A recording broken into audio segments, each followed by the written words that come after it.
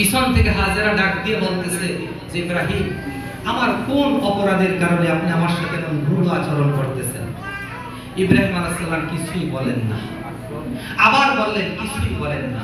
তৃতীয়বার হাজেরা বললেন যে ইব্রাহিম, এটা কি আল্লাহর আদেশ না আমার কোন আচরণে আপনি কষ্ট পেয়ে এমনটা করতেছেন?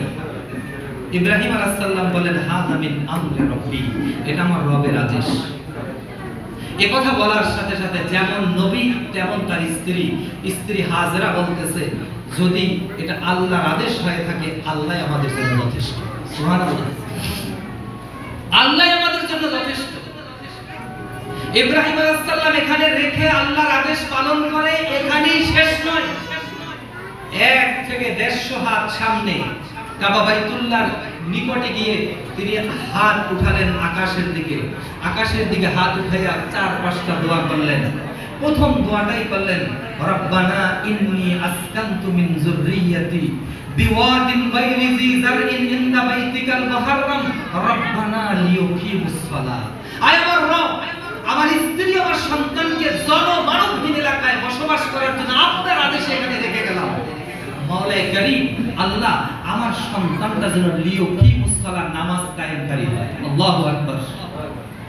আপনি ভাবছেন, চিন্তা করছেন, সন্তানটা হয়েছে 84 বছর বয়সে, বিবাহ করার পরে দীর্ঘদিন সন্তান হয় না। 84 বছর বয়সে যে সন্তানটা আসলো তার প্রতি মায়া মহব্বত ভালোবাসা কত বেশি। এই সন্তানটার বয়স 6 মাস। এমন সময় আল্লাহর আদেশ, রেখে আসো জনমানবহীন এলাকায়। রাখলেন, আল্লাহর কাছে দোয়া করেন নাই প্রথমে আল্লাহ তারে খাওয়ায় রাখেন, পালন করেন, সুস্থ রাখেন। এই দোয়াগুলো আগে করেন নাই, আগেই করছেন যে আল্লাহ আপনার গোলামের জন্য নামাজি হয়। এজন্য আপনি মুসলিম পরিচয় দিলেন, এখান থেকে আপনার শিক্ষা, আপনার সন্তানকে কি শিখাবেন আর কি বলবেন, কে দায়িত্ব নেবে আপনার সন্তানের? আমার বাবা সাধারণ কৃষক ছিল, আমি একটা কাবেল মাদ্রাসার ভাইস প্রিন্সিপাল। আপনি হয়তো ভাবতে পারেন যে বাবার চেয়ে বড় হয়ে গেছে, এটা বাবা কি দায়িত্ব পালন করছে? বাবা ছোট্ট বয়সে মাদ্রাসায় ভর্তি করাই দিয়েছে। এমনকি আমি যখন আলেম পাস করার পরে ভার্সিটিতে ভর্তি হতে যাব, আব্বা বলছে ভার্সিটিতে যেতে পারো, কিন্তু শর্ত একটা, দাড়ি টুপি জুব্বা কোনোদিন ছাড়তে পারবে না, তোমার দিন থাকবে, দুনিয়ার সার্টিফিকেট অর্জন করো, আমার কোনো বাধা নাই। অথচ বাবা ক্লাস 2 পড়া আমার বাবা। দিনের ব্যাপারে এত শক্ত অবস্থান ছিল আমার বাবার এই শক্ত শাসনের কারণে আজকে হয়তো রব্বে কারীম আমাদেরকে ভালো পজিশনে রাখছেন এবং দ্বীনের বুঝটা আমাদেরকে দিয়েছেন। এজন্য আপনি বাবা হিসাবে, আপনি মা হিসাবে আপনাকে শক্ত অবস্থানে থাকতে হবে। পৃথিবী একদিকে, দিন আরেকদিকে। তোমার খানা বন্ধ হবে, তুমি কেন গাড়ি মুছছো না এজন্য না, তুমি কেন স্কুলে যাও না এজন্য না, তোমার খানা বন্ধ হবে কেন ইশরাক নামাজ না পড়ে ঘুমাইছো এজন্য তোমার খানা বন্ধ। এটা হতে পারে একজন মুসলিমের পরিচয়। আর এই শিক্ষাটাই আপনি দুনিয়া এবং আখিরাতের এই শিক্ষাটা যৌথভাবে দেওয়া হয় মাদ্রাসাগুলোয়। আমি শুনেছি, আমি জানতে পেরেছি এই তালিমুল উম্মাহ এই মাদ্রাসায় আমাদের এই জাকির স্যার সহ ওনার সাথে আমার ব্যক্তিগত পরিচয় আছে, যে ওনারা এমন ভাবে সিলেবাসটা সাজিয়েছেন যে সিলেবাসটার ভিতরে দিন এবং দুনিয়ার সমন্বয় ঘটায় দিয়েছেন, যার কারণে আপনি কোনো দিক থেকে কিঞ্চিত পরিমাণে ক্ষতিগ্রস্ত হবেন এমন সুযোগ নেই। হ্যাঁ, তারপরেও আপনি একজন সচেতন গার্ডিয়ান হিসাবে আপনাকে খোঁজ রাখতে হবে, কখন পরীক্ষা হয়, কখন ছুটি হয়, সন্তান যেন আপনাকে ভুলভাল বুঝাতে না পারে, মিথ্যা কোনো কিছু না বুঝাতে পারে, সন্তান যেন বিপদগামী হতে না পারে, এজন্য আপনাকে সচেতন থাকতে হবে। সম্মানিত হাজিরিন, এজন্য দ্বিতীয় কাজটা যেটা আমি অভিভাবকদের জন্য বলতে চাইছিলাম সেটা হলো, আপনি পাশে বসাইয়া গোপনে প্রকাশ্যে সন্তানকে শুনাইয়া আপনি আল্লাহ রাব্বুল আলামিনের কাছে দোয়া করবেন। আল্লাহ রাব্বুল আলামিনের কাছে দোয়া করবেন। মা বাবার দোয়া সন্তানের জন্য কবুল হয়। মা বাবার দোয়ায় সন্তান কি হয়, কেমন হয়, অসংখ্য ওয়াজ আপনারা শুনেছেন। আমি শুধু একটা ঘটনা বলি। আসহাবুল কিতাবে বাদা কিতাবিল্লাহি তাআলা as-সহিহুল বুখারী, কোরআনুল কারীমের পরে সবচেয়ে বিশুদ্ধ গ্রন্থ হলো বুখারী শরীফ। এই বুখারী শরীফের প্রণেতা যিনি, তার নাম হলো মুহাম্মদ। আমরা বুখারী হিসাবে চিনি ইমাম বুখারী। বুখারা গ্রামে জন্মগ্রহণ করেছেন, বর্তমান রাশিয়া উজবেকিস্তানে তার জন্ম, যার কারণে আমরা ইমাম বুখারী হিসাবে চিনি। কিন্তু তিনি যখন তার 6.5 বছর, 7 বছর বয়স, তখন তার বাবা ইন্তেকাল করেন, ইমাম বুখারীর বাবা। মায়েদের জন্য বিশেষ করে দৃষ্টি আকর্ষণ করছি কথাটা শোনার জন্য। 6.5 বছর 7 বছর বয়সে ইমাম বুখারীর আব্বা মারা যান। মারা যাওয়ার আগে ইমাম বুখারীর আব্বা তার মাকে বলে গেছেন যে আমার এই ছেলেটা তোমার কাছে আমানত রেখে গেলাম, একে কোরআন শিখাবা, হাদিস শিখাবা, দ্বীন শিখাবা, দুনিয়া শিখাবা। তবে একটা কথা মনে রেখো, আমার রেখে যাওয়া যত সম্পত্তি আছে সব বৈধ, অবৈধ কোনো সম্পত্তি নাই। এই বৈধ সম্পত্তি দিয়ে তাকে দ্বীন শিখাবো। স্বামী মারা যাওয়ার পরে মাত্র 1 থেকে 1.5 মাসের মাথায় ছেলে ইমাম বুখারী রাহিমাহুল্লাহ অন্ধ হয়ে যায়, দৃষ্টিশক্তি লোপ পায়, চোখে দেখে না।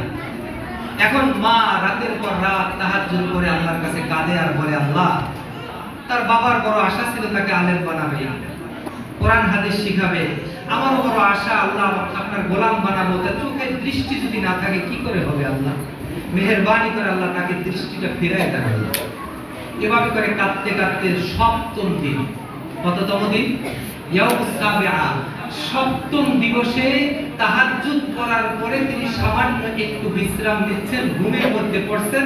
এমন সময় তিনি স্বপ্নে দেখেন যে আমাদের নবী ইব্রাহিম আলাইহিস সালাম তিনি তার মাথার শিয়রে এসে বলে, ও মুহাম্মাদের মা, উঠো, তাকায় দেখো তোমার দোয়া আমার রব কিভাবে কবুল করেছে। তোমার দোয়ার বদৌলতে রব্বে কারীম তোমার ছেলের দৃষ্টিশক্তি ফিরিয়ে দিয়েছে। ঘুম থেকে উঠলেন, ছেলেকে জাগালেন, বললেন, বাবা এটা কি বলতে পারে, ওটা কি বলতে পারে? আলহামদুলিল্লাহ। সাথে সাথে সিজদায় করে বলতেছে, ফালাকাল হামদু ইয়া রাব্বাল আলামিন। এই ছোট্ট শিশু কালের আবর্তনে প্রায় 10 লক্ষ হাদিস মুখস্থ করে ইমাম বুখারী হিসাবে আমাদের সামনে পদার্পণ করেছে। তাহলে আপনি শুধু শাসন করবেন আর পিটাবেন তাতেই হবে না। আপনি নিজে ভালো হয় সন্তানকে ভালোর জন্য দোয়া করবেন, চোখের পানি ফেলবেন। চোখের পানি ব্যথা পেলে আমাদের চোখ থেকে বের হয়, আঘাত পেলে, কেউ কথা দিয়ে আঘাত দিলে, আমার দুনিয়ার কোনো সম্পদ চলে গেলে চোখ থেকে পানি বের হয়, কিন্তু আমার চোখ থেকে পানি আগে বের হওয়া দরকার ছিল আমার ঈমান চলে গেছে কিনা, আমার সন্তান অমানুষ হচ্ছে কিনা, আমার আখিরাত বরবাদ হচ্ছে কিনা, এই টেনশনে আমার চোখের পানি আগে বের হওয়া দরকার ছিল। আরেকটা নসিহত করব, অনুরোধ করব বিশেষ করে মা বোনদেরকে, আপনারা সন্তানদেরকে কখনো বদদুয়া দিবেন না। আরব কান্ট্রিতে এখনো পর্যন্ত কোনো সন্তান যদি মারাত্মক অন্যায় করে তারপরকে আল্লাহ করে হেদায়েত দিবে, মানে হেদায়েত দিলে আল্লাহর দ্বীন বুঝবে, আল্লাহকে বুঝবে, মা বাবার সম্মান বুঝবে।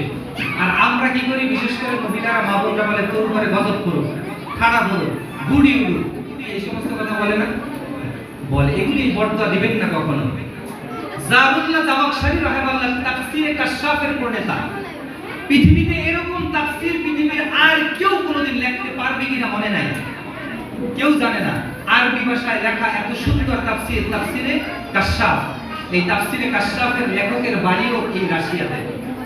জারুল্লাহ জামাখশরী তিনি যখন ক্লাস 4-এ পড়েন, ছোট্ট বাচ্চারা দেখবেন পাখি পাইলে এটা নিয়ে খেলাধুলা করে। ছোট একটা পাখি পাইছে, পায়ের সাথে রশি বেঁধে এটা নিয়ে খেলা করতেছে, সারাদিন ছেড়ে দেয়, গাছের ডালি দিয়ে পড়ে, টেনে টেনে আবার নামায়। এরকম করতে করতে বিকাল বেলা পাখিটা একদম বিরক্ত হয়ে একটা পুকুরের গর্তের ভিতরে, মাটির গর্তের ভিতরে ঢুকছে। ঢোকার পরে এখন পিছন থেকে রশি ধরে টানে ছেলেটা, আর পাখিটা পা মাটির সাথে বাজাইয়া এমন শক্তভাবে ধরে রাখছে, টানের লগে মানে পা ভেঙে চলে আসছে, কিন্তু পাখি ভিতরে রয়ে গেছে। এক পাখিটাকে এই সুতার দিয়া এই পাখির পাটাকে ঝুলাই ঝুলাই আইনা ঘরের জানালার সাথে বেঁধে চলে গেছে। মা নামাজ পড়তেছিল, ডানে সালাম ফিরে যখন বামে সালাম ফিরে এলো, দেখে একটা পাখির পা ভাঙা, সুতার সাথে ঝুলানো। তখন মা কে ভাঙলো, কে ঝুলালো কিছুই না জানে বলতেছে, আল্লাহ, যে এই পাখিটার পায়ের সাথে এমন আচরণ করছে, তুমি রব্বে কারীম তার সাথে এমন আচরণ করো। আজকে বিকেল বেলা দোয়া করলেন, আগামীকালকে সকালবেলা রাশিয়ার বরফের দেশ, শীতের দিনে বরফ পড়ে, সকালবেলা ঘুম থেকে উঠে বাহিরে গেছে, বরফ খণ্ডের সাথে আঘাত খেয়ে পড়ে গিয়ে পা এমন ভাঙা ভাঙছে, জীবনের শ্রেষ্ঠ আলেম হয়েছে, বড় মুহাদ্দিস মুফাসসির হয়েছে, পা আর ভালো হয় নাই, লাঠি করতে হাঁটা লাগছে, খোঁড়ায় খোঁড়ায় হাঁটা লাগছে। এটা মায়ের বর্তমান। আলেম হয়েছে ঠিকই, কিন্তু পা ভালো হয়নি। এজন্য অনুরোধ করব, সন্তানের জন্য দোয়া করবেন, কখনো বদদোয়া করবেন না, কখনো বদদোয়া করবেন না। সম্মানিত হাজিরিন, আল্লাহ রাসূল মুহাম্মদ রাসূলুল্লাহ সাল্লাল্লাহু আলাইহি ওয়াসাল্লাম হাদিসে পাক ইরশাদ করেন, কুল্লুকুম রাইন ওয়া কুল্লুকুম মাসউলুন আন রাইয়াতিহি। তোমাদের প্রত্যেকে দায়িত্বশীল, তোমাদের দায়িত্ব সম্পর্কে কিয়ামতের ময়দানে জিজ্ঞাসিত হবে তোমরা। পিতা তার সন্তানের ব্যাপারে দায়িত্বশীল, এই প্রতিষ্ঠান প্রধান তার অধীনস্থ অভিভাবক এবং ছাত্র ছাত্রীদেরকে যে কথা বলে এনেছেন ওটা পালন করেন, কিন্তু এজন্য তারা দায়িত্বশীল, তারা আল্লাহর কাছে জবাবদিহি করতে হবে।